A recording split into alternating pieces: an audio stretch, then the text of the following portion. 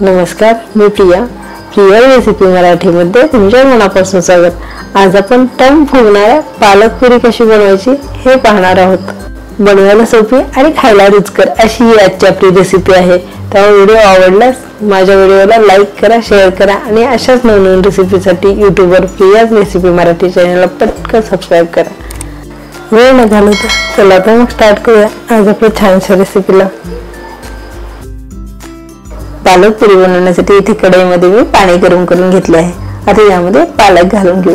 पालक मार्केटमधून आणला की त्याचे देठ काढायचे आणि तो 2 ते 3 वेळा स्वच्छ पाण्याने धुवून घ्यायचा आणि नंतर कढईमध्ये घालून घ्यायचा आहे। हा पालक आपल्याला काय इथे 2 ते 3 मिनिट पाण्यामध्ये शिजवून घ्यायचा आहे। इथे साधारण 3 मिनिट झालेले आहे। पालक पण व्यवस्थित असा शिजला आहे। आता काय करायचे, एका बाउल मध्ये मी थंड पाणी घेतले आहे। आता यामध्ये पालक घालून घेऊ।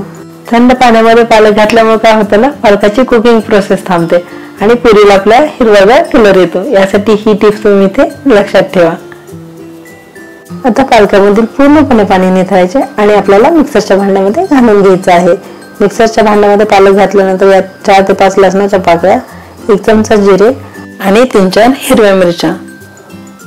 आता याचे बारीक अशी पेस्ट करून घ्यायची आहे। पेस्ट बनवून झाली की आता इथे काय करायचे, एका ताटामध्ये 3 कप मी गव्हाचे पीठ घेतले आहे। आता यामध्ये अर्धा कप बेसन पीठ घालून घेऊ। बेसन पिठामुळे काय होतं ना, पुरी खुसखुशीत व्हायला मदत होते।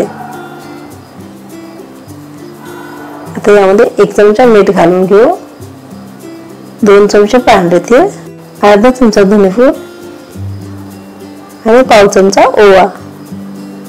आता हे सर्व सुके जिन्नस व्यवस्थित असे एकजीव करून घेऊ।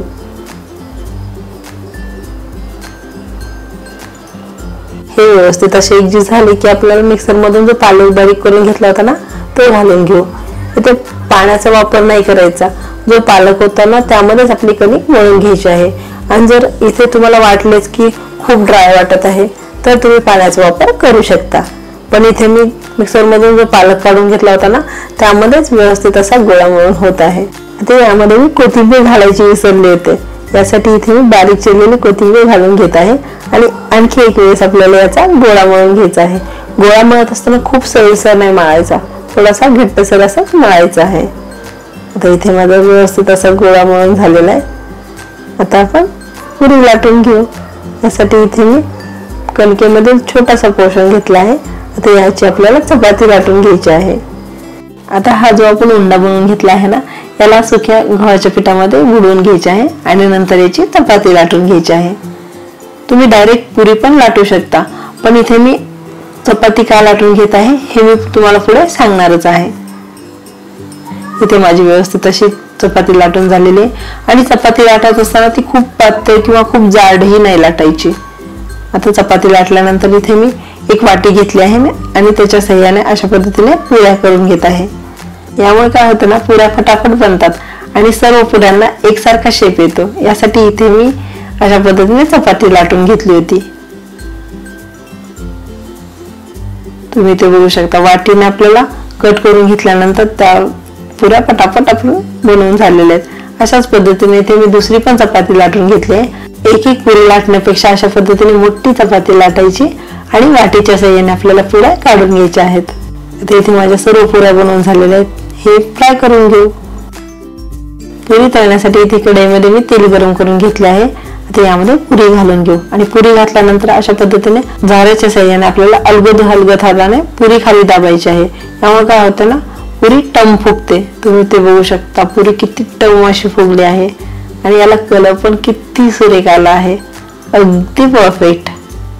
एका साइडने 1 ते 2 मिनिट फ्राय करून झाल्यानंतर पलटायचे आणि दुसऱ्या साइडने पण अशाच पद्धतीने आपल्याला तळून घ्यायचे आहे। आता इथे माझी पुरी तळून झालेली हे मी काढून घेते। अशाच पद्धतीने राहिलेल्या सर्व पुऱ्या मी तळून घेणार आहे। पालकाची 30-30 गरगट्टा भाजी खाऊन जर कंटाळा आला असेल तर तुम्ही ही रेसिपी नक्की ट्राय करा। ही हेल्दी पण होणार आहे, तसेच खायला पण रुचकर लागते। अशा पद्धतीने इथे माझ्या सर्व पुऱ्या तळून झालेल्या आहेत। तुम्ही ते बघू शकता, पुरी किती टम अशी फुगली आहे। तुम्हाला ही आजची रेसिपी कशी वाटली कमेंट बॉक्स मध्ये मला नक्की कळवा आणि अशाच नवनवीन रेसिपीसाठी यूट्यूबवर प्रियाज रेसिपी मराठी चॅनलला पटकन सबस्क्राईब करा आणि शेजारी बेल आयकॉन असतं ना त्याच्यावरती पण क्लिक करा. आज वेळात वेळ काढून तुम्ही माझा हा पूर्ण व्हिडिओ बघितल्याबद्दल तुमचे मनापासून आभार. चला तर मग भेटूया अशा छानशा नेक्स्ट रेसिपीमध्ये. तोपर्यंत धन्यवाद.